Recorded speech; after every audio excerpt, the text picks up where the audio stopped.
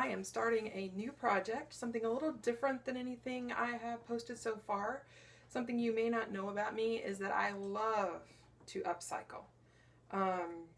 I am the person that if anybody has anything fabric related to get rid of, they give it to me and I take it, and most of the time I actually find something to make out of it. So what I have right now is a bunch of pieces from sheets. Someone probably about 5 or 6 years ago, I'm thinking, gave me a whole bunch of white sheets. They seem to have a pretty good thread count and they're very sturdy. They're pretty stiff, well, relatively stiff for a cotton sheet, I should say. And so I've used them for multiple things through the years. I've used them for quilt backings. I made a chair cover for my niece that looks like a little kitchen stove set. But I had these scraps left and I need a Victorian petticoat. We are coming up on a Victorian photo shoot this fall and I need an adjustable Victorian petticoat that all of my models can wear underneath the dresses that they're modeling in order to get the correct silhouette. So I thought of the scraps from this because I hadn't done anything with them. They were just sitting in my fabric closet. And so I pulled them out. I've been ironing them and I have one really long piece that is probably about 120 inches long and it's about 28-ish inches wide. So if I cut that in half, that gives me almost 60 inches of width to go around for the Victorian petticoat. And then I have another piece that's about the same length, about 120 inches long, and it has the width of about close to 40 inches.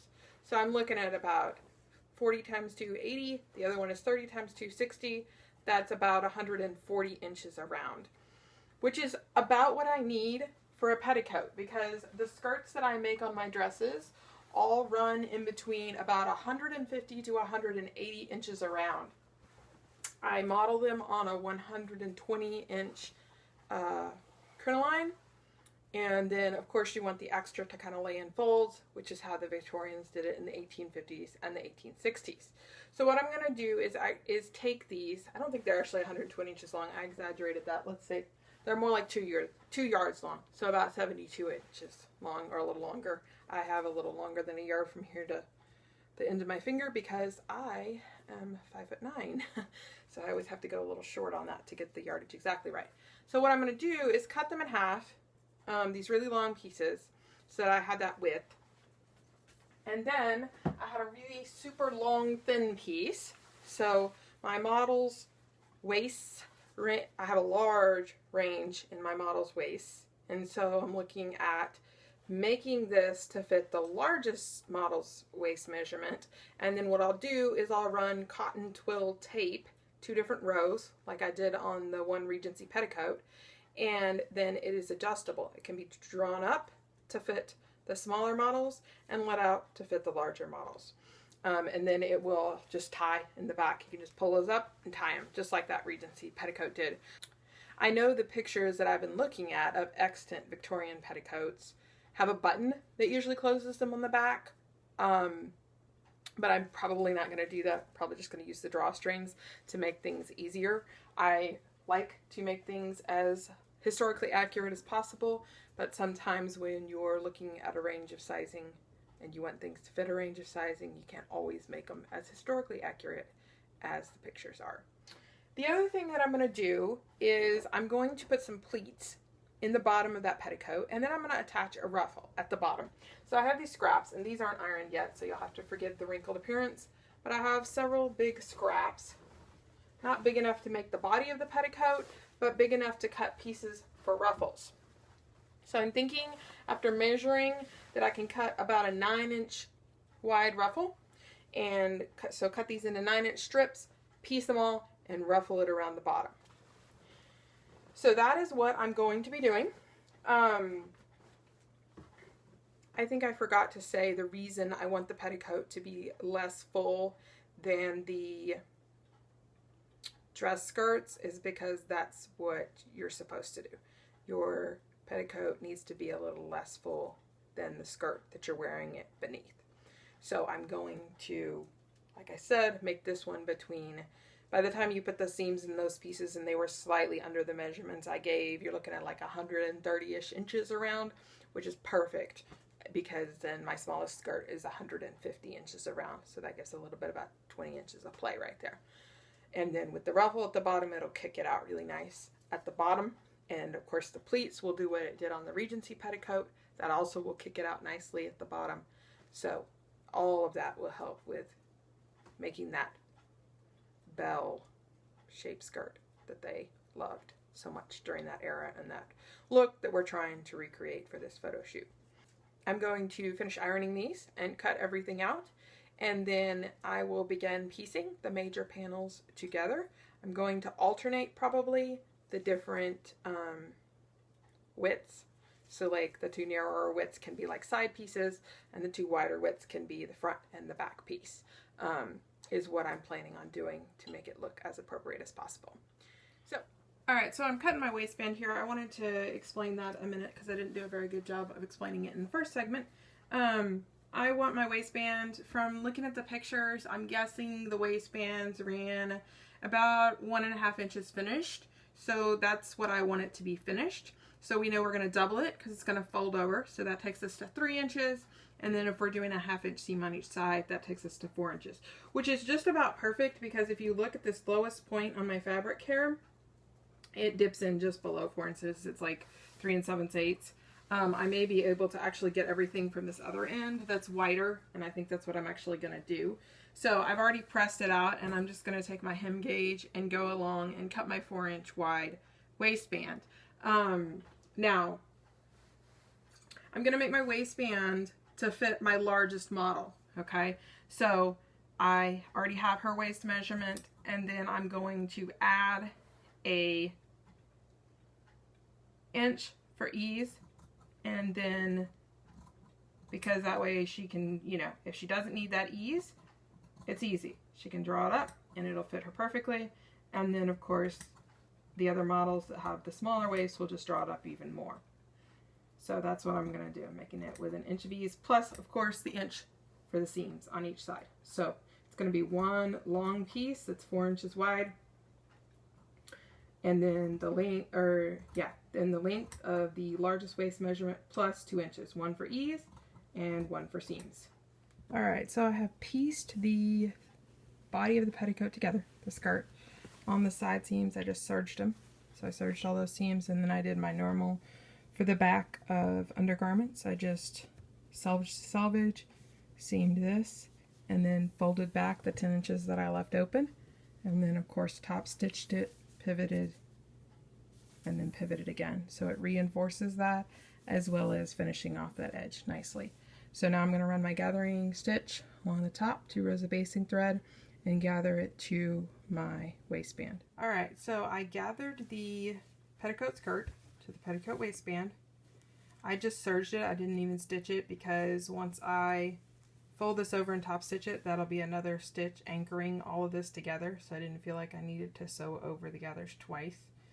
What I'm going to do is press this in right here to make that flush with the back edge of the skirt, and I'm going to press this down a 1/2 inch, and then that's all in preparation to fold this in half. The reason I'm just going to press this in instead of stitching is because remember I need to leave this open to run my drawstring, in this case my cotton twill tape. Once I fold this over and pin it, I'll top stitch along the bottom edge and then top stitch in the middle. I'm going to do 2 casings for the twill tape so that it has plenty of strength as you're pulling it up to hold it. I use 1/4 inch twill tape for that. Alright, I have finished the waistband. You can see that I top stitched it so that it holds on the inside, and then I stitched in the middle to make the 2 casings. So I'm going to run cotton twill tape along the top casing and cotton twill tape along the bottom casing. Now if you're making this just to fit yourself and you're the only one that's going to wear it, this step is unnecessary. You wouldn't have had to run the second row of stitching, and you could just overlap it with a button, or you could just tack some ribbon or tape on the back here and tie it in the back. This step is only necessary because I want this to be an adjustable fit. I've also seen ones that don't have the waistband. They literally just flip over 1/2 inch on the top of the petticoat and run tape through it, and you just pull all that up on that tape. I thought that was a lot of fullness to pull up on a tape, so I wanted to go ahead and get as much as possible on the waistband and then gather the waistband from there.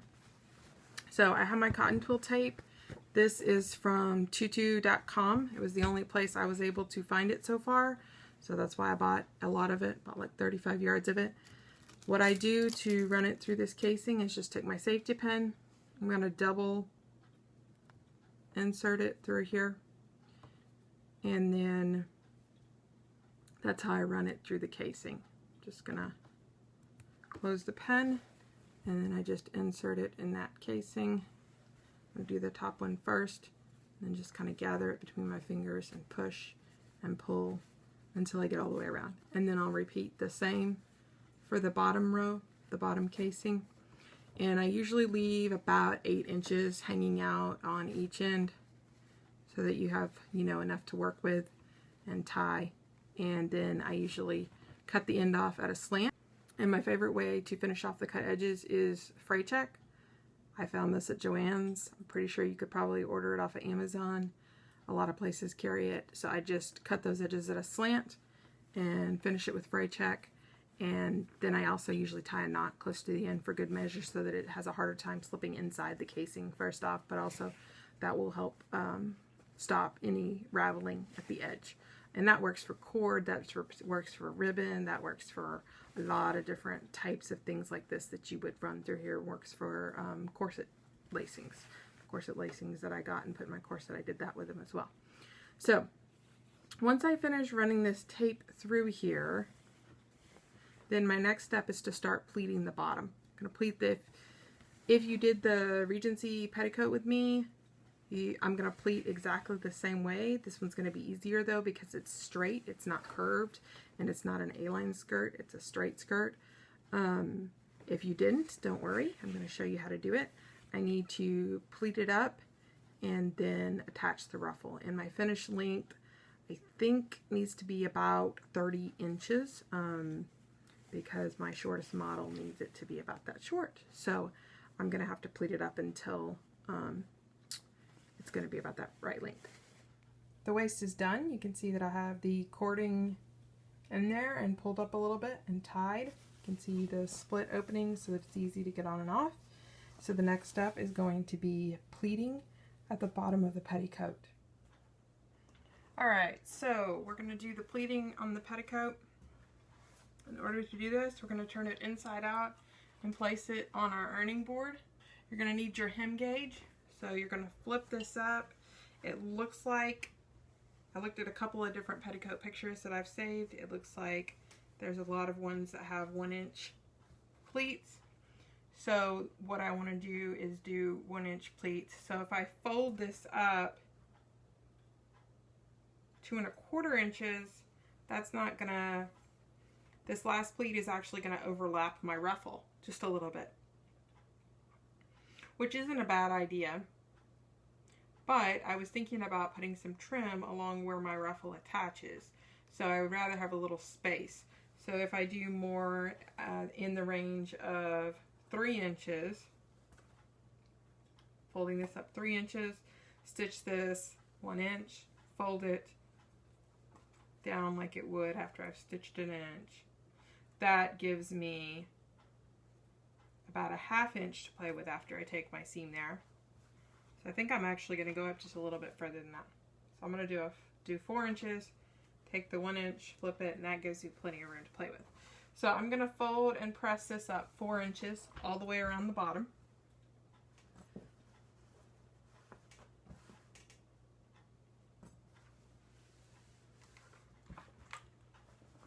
I just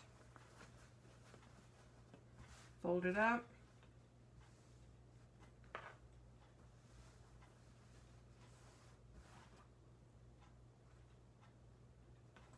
Measure it until it's 4 inches.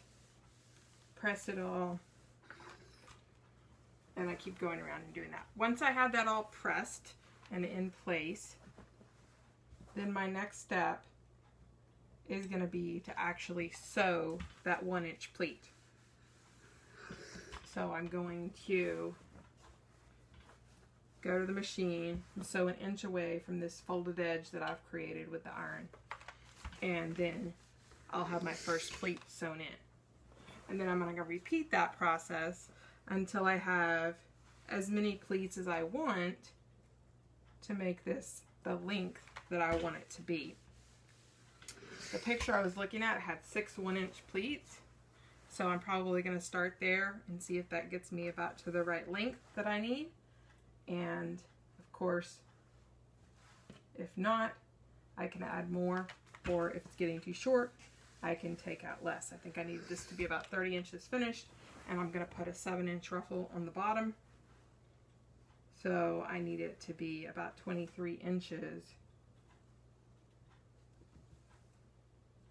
before I put a little more than 23 inches, because I need a seam a little more than 23 inches before I put that ruffle on. So I'm just going to keep going around and ironing and pleating that.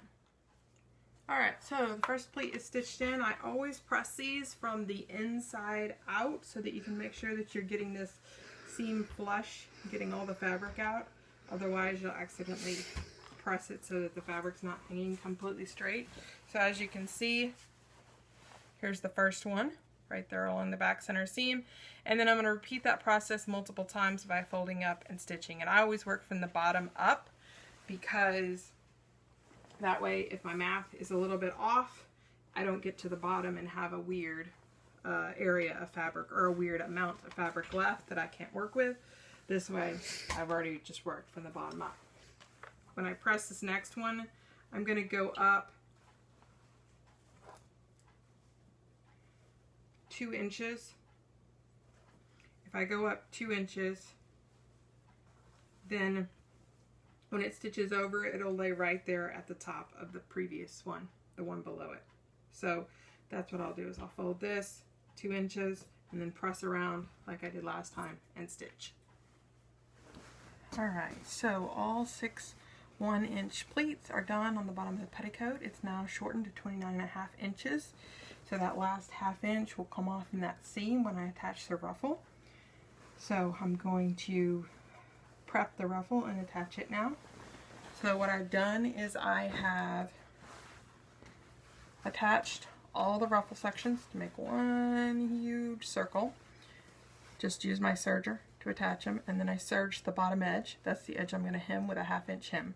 The top edge is where I'm going to run my basting threads to connect it to the petticoat. Now, I ended up having to cut this narrower because to get it the right length, it was too wide at the 8.5 inches.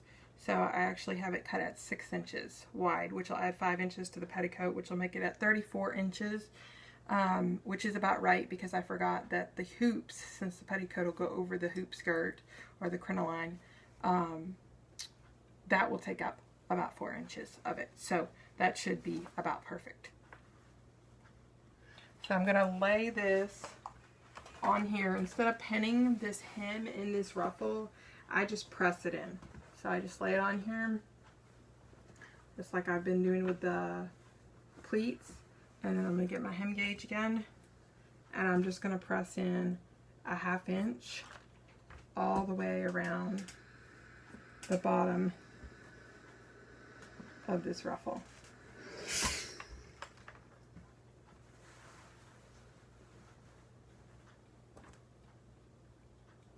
And then once it's pressed, I don't even pin it. I just take it straight to the sewing machine. The pressing is enough to hold it basically in place since it's a narrow hem. And I'll stitch it down and run my basting threads and then attach the ruffle. And then the Victorian petticoat will be complete. Well, I made that petticoat over 9 months ago. It has since been used in a photo shoot underneath this dress.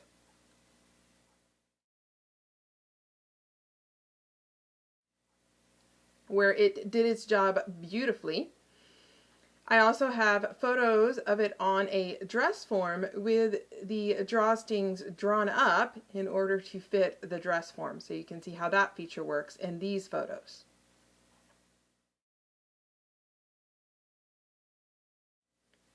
If you are wanting to make a petticoat that does not have an adjustable waistband, you can see how to do a waistband with a button in my corded petticoat video. That one shows you how to attach the waistband, just like I did in this one, but instead of showing you how to run the drawstrings through the waistband, I show you how to do the button. So if you are curious as to how to complete that process, I recommend that you watch that part of that video. I hope that you have enjoyed this video in my series on Victorian underpinnings, and that you have found it helpful in your sewing journey. As always, if you have comments or questions, feel free to comment below or find me on social media, either Facebook or Instagram, and send me a message there. I love to interact with my viewers. If you have enjoyed this video, please like, share, and subscribe, and I'll see you next time. Thank you for watching.